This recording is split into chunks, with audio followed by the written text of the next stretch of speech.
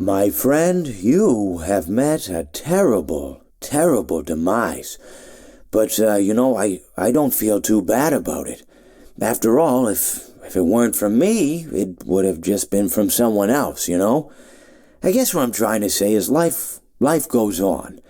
For everyone else, life goes on, not for you. You're dead. But that's neither here nor there. It reminds me of one summer day in the park. I was having just a delightful picnic with my good friend Orville.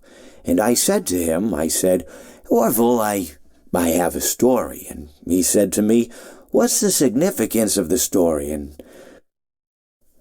I said to him, Orville, not every story has to have significance, you know? Sometimes a story is just a story. If you try to read into every little thing and find meaning in everything anyone says, you'll just drive yourself crazy. I had a friend do it once. Wasn't pretty. We talked about it for years. And not only that, but you'll likely end up believing something you shouldn't believe and thinking something you shouldn't think, or assuming something you shouldn't assume, you know? Sometimes, I said, a story is just a story. So just be quiet for 1 second of your life and eat your sandwich, okay? Of course, it was only then I realized I'd made sandwiches, and poor Orville was having such difficulty eating it. Elephants have those clumsy hands, you know? Actually, I suppose that's the problem. They don't have hands at all, do they? They're all feet. I couldn't imagine someone asking me to eat a sandwich with my feet. Now, if I recall correctly, there was a bakery nearby. I said to him, Orville, let me go get you some rye bread. Now, I'm unsure if elephants enjoy rye bread, but I assure you that Orville does.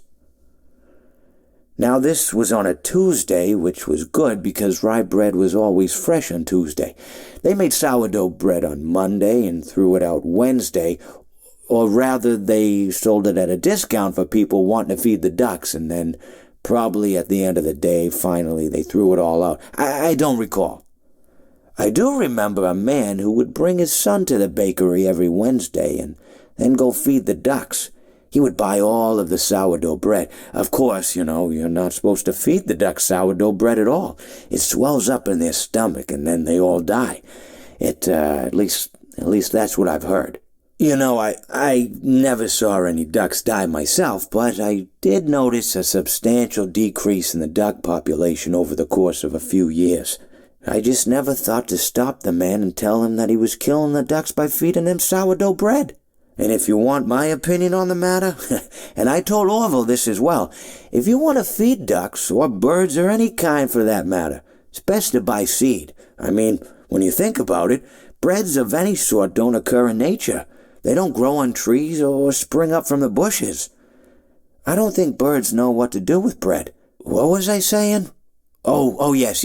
So I bought Orville some rye bread. What a fine day it was.